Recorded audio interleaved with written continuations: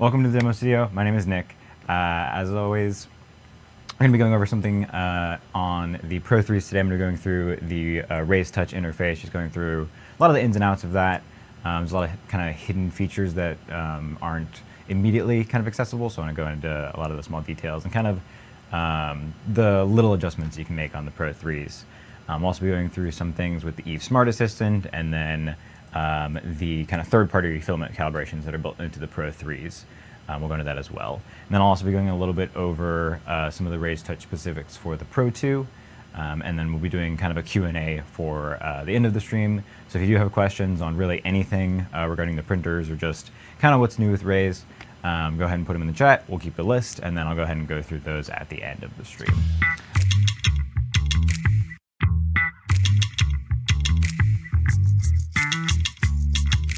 First rundown of the main displays.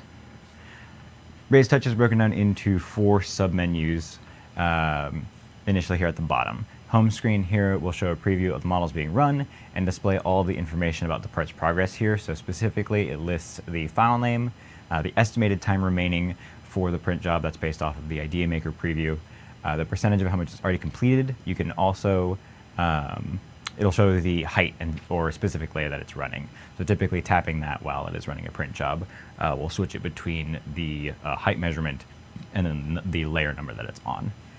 From this screen, we can also just tap those temperature icons and then adjust the temperature of either nozzle or the bed this way while it is printing, or typically I use this to preheat the machine while it is idle before starting a print job, or if I need to clean the hot ends, things like that. The tune screen here has those same 3 heating options, as well as the feed rate, which controls the overall print speed as a percentage. And then the fan speeds down there are also, again, a percentage. So typically, if they're all off, that'll just be the 2 side fans is what it's controlling on the Pro 3. Those front fans are always going to be on. But those side fans are controlled by the fan speed there, just as a percentage again, so 0 to 100. And then the left and right nozzle flow rates can be adjusted as well.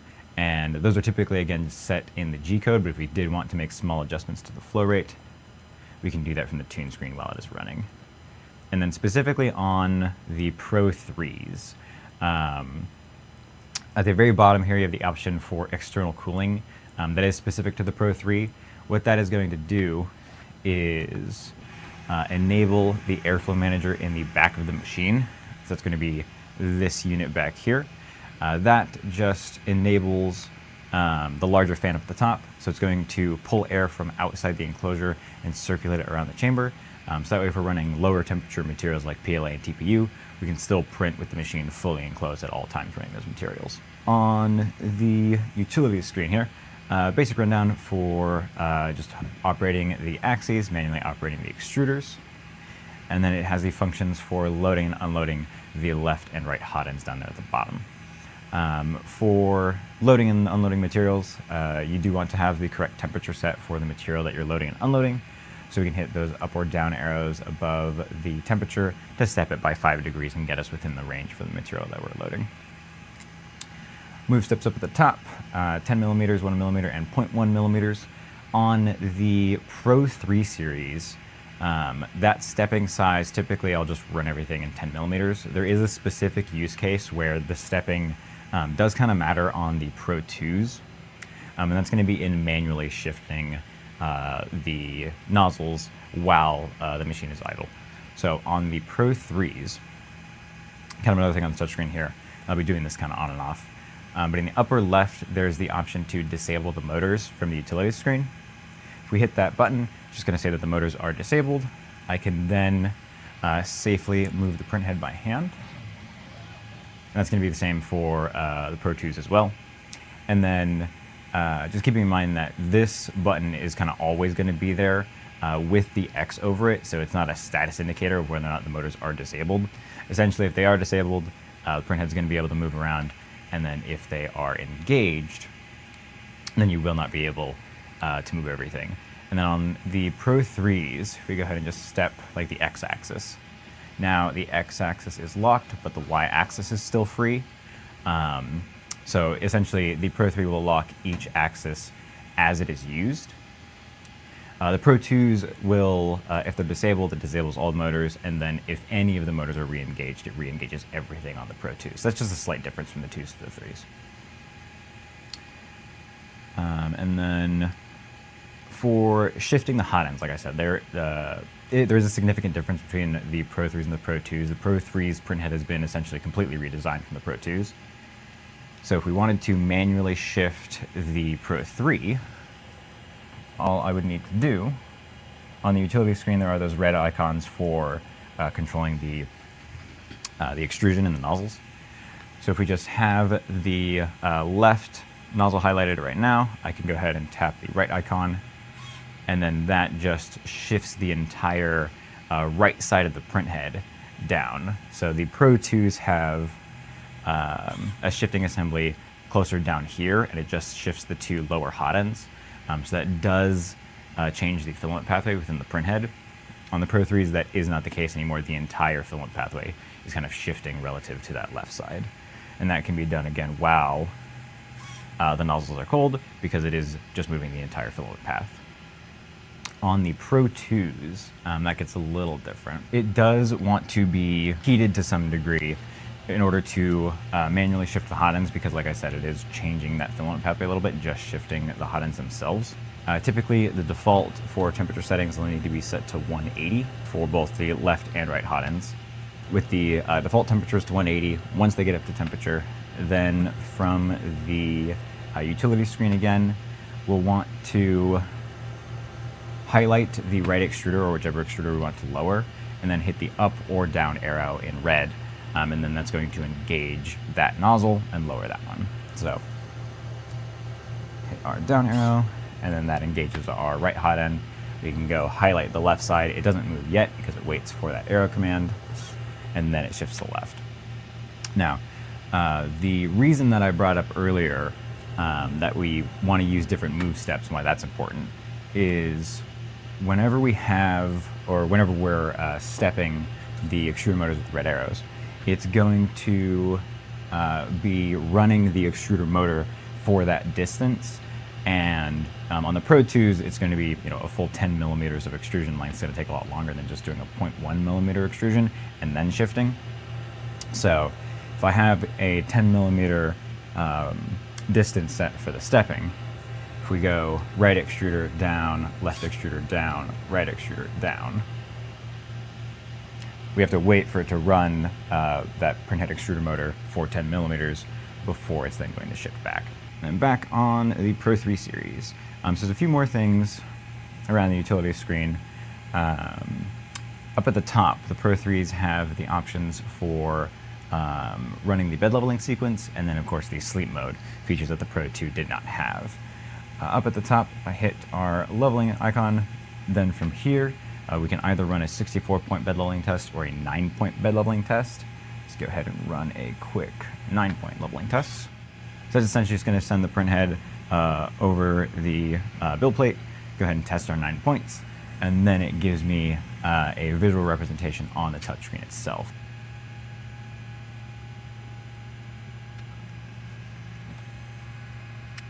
And now we can throw.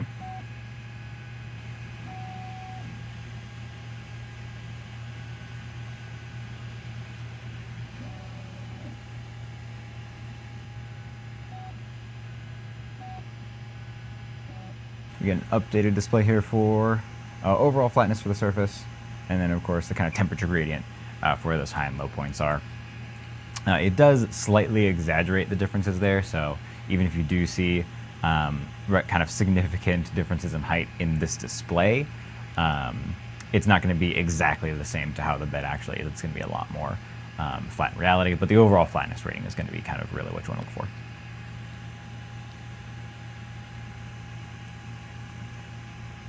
And then, so there's also the bed leveling menu. Next to that is the option for sleep mode. That just, of course, turns the lights and the screen off. It will continue printing like this, and then it just waits to be woken back up. That's something that is new for the Pro 3s. The E2s have that feature just as a button off to the side. On the Pro 3s, it's on the touchscreen itself. And then, of course, the Pro 2s didn't come with that feature. And lastly, in the print screen. So print screen here is actually kind of deceptively simple. The basic use for it is just running G-code files either off of a USB drive or off of the local storage of the machine.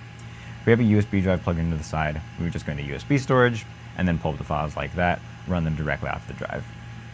If the machine already has G-codes pushed to the display, they'll just show up in the local storage, and then we can just run them from here directly. And then up on the side are a couple other ones. If we are uploading multiple jobs through Idea Maker, then we should be able to access the uploading queue here. That'll just show what's in the progress of being uploaded. And then another one here is the dashboard. Temperature task isn't really used that much, so we'll just go ahead and kind of skip that one. But the dashboard controls and records kind of all of the previous progress of the prints themselves. So in here, for any given print, it lists the name, where it was run from, of course. So this one says USB, these came from cloud, and then the real print time for any given print job. That is going to be a little bit different from the time estimate that you would see on the initial home screen. The time estimate here runs off of the Idea Maker preview estimate, so it's just recording that. But then over here, the real print time will give you essentially an update on how long the print actually did take, regardless of what the estimate was initially. So this is going to be more accurate once the print job has been run. And then if the time lapses are enabled on this machine, then we'll also have the option to view those as they are printing. So for example, go ahead in there, and I can hit play, and then view that time lapse here. And then right now I do have the option to export it. That would just put the time lapse onto a USB drive, and then we could view it on a computer with an appropriate player. There is one thing, a little bit of setup for being able to record and export those time lapses. And that'll also get us into the camera. So for kind of a deeper level of setup, getting into the settings by hitting the gear icon in the upper right for the time lapses. Tab below the machine tab is for enabling the camera. Typically it's going to start off in kind of closed or disconnected state. So when you first get a brand new Pro 3, you have the camera here, and then the kind of square option for selecting which camera. I'll go ahead and select that one, and we'll connect to that camera. I'll give it a second to enable that one specifically. And then from here, once the camera is connected, we'll then have the option to kind of take a quick just test photograph to make sure that it is seeing what it needs to. So it'll be our camera icon there. Takes a quick photo, and it does look like the build volume of the machine, so we're good to go with that view. But right now, we just want to have the enable time-lapse option selected in the camera. And then being able to, essentially once we have that time-lapse option set in the camera, then it will show up in the printer's dashboard. We'll just have the time lapses recorded there. And once they are being recorded, there is another step that needs to be done to allow them to be exported from the machine. And that's also going to be something else we'd want to do for the local G-code stored on the memory as well. So in the settings, we'll go into more settings, and then privacy and security. So there's a lot of things in privacy and security. I'll just kind of go through all those while we're here.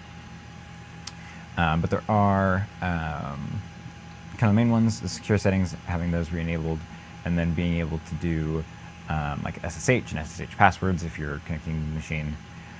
The screen lock for the machine, again, will allow us to have sort of a password lock or a digit key on the screen itself, so you would not be able to access the menus of the machine with that screen lock enabled.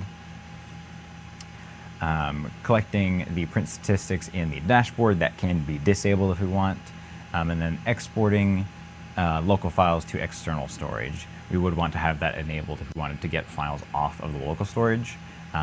If this is disabled, then we will not see the options to pull that file out. If the enable export option is allowed, then in the local storage, we can just go to any print job, and then actually in the viewer for this, we go to edit, then select the file, and then up at the top, we have the option to export. So that's where we would see that option to pull a file off of a machine and put it on a USB drive. If that is disabled in the settings, then the export option up here will not. will not appear. And then again, in order to get that job, rather than selecting the job itself first, you would go into the local storage, edit, select a file, and then export. There's also over here the other one for enabling the time-lapse export. That's on the second menu. So then that is its own separate setting that if we are in the dashboard again, when we do have a time-lapse, then the option to export will show up. And so privacy and security, last one's there. Accessing, a lot of these are for kind of the remote connections. There isn't incognito mode, so it'll just kind of stop recording the print record in the dashboard and the print history. And then other ways for having the kind of sessions run and keeping logs of that, so those are in there as well. The other one that's going to be more useful, things like the advanced settings. These have kind of a lot of preferences and quality of life adjustments for just how you want to run your machine more specifically that I find are very useful. So things like using the fast stop, having it stop immediately, or kind of as fast as possible in directed command. That way we can have that disabled. Using the monitor, I believe, is...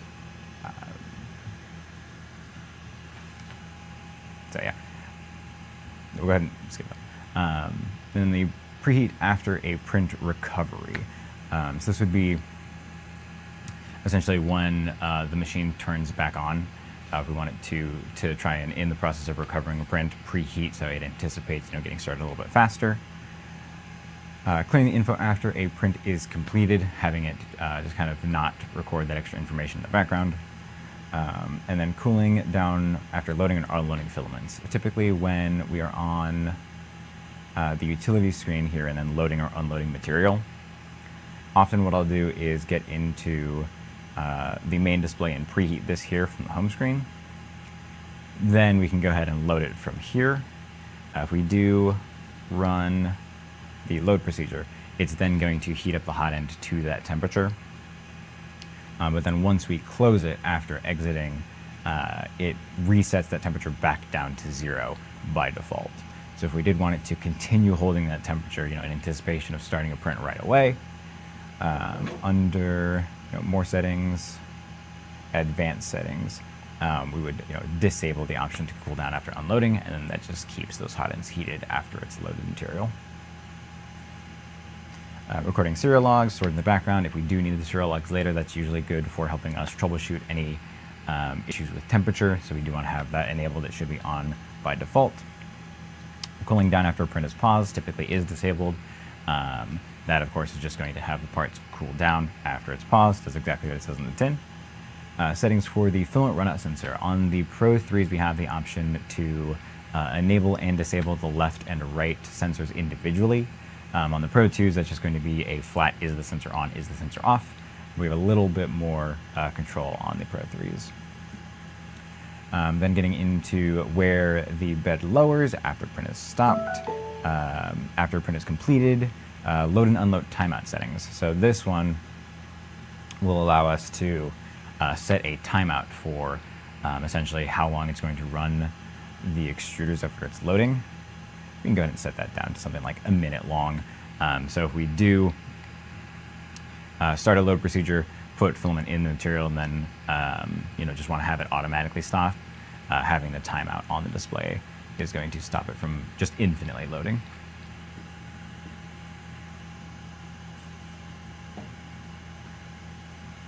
Lowering the bed after resuming from a power loss or after printing just gives a little bit of extra clearance once it comes back.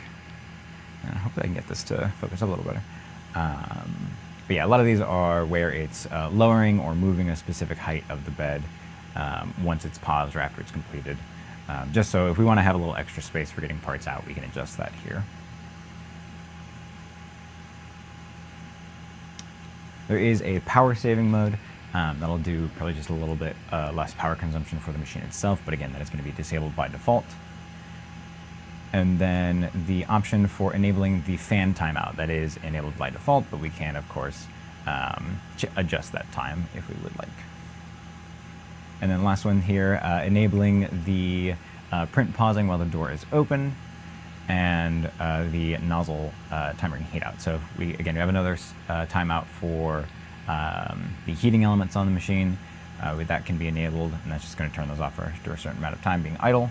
And then enabling the option to pause when the door or lid is opened.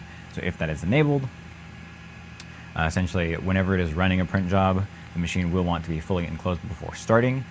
And then whenever we open the front door, or if we lift the lid, there is a sensor built into the upper frame of the Pro 3s.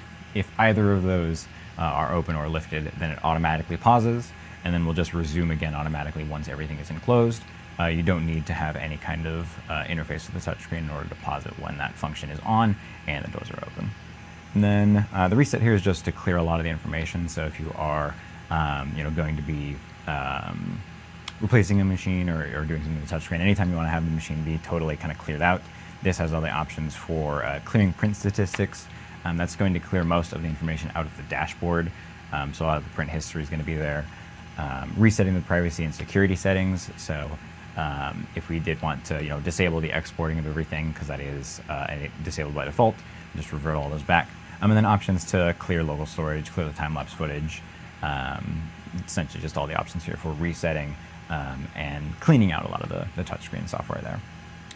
Down at the bottom we have the options for Raise Cloud. So if we are looking to get this machine connected to a cloud account, we can go in here, and then that will start bringing up the options for how to bind that machine, either from the USB drive, scanning the QR code from the touchscreen via the phone app as one, or we can log in to the cloud account directly through the machine, and then that will help bind it.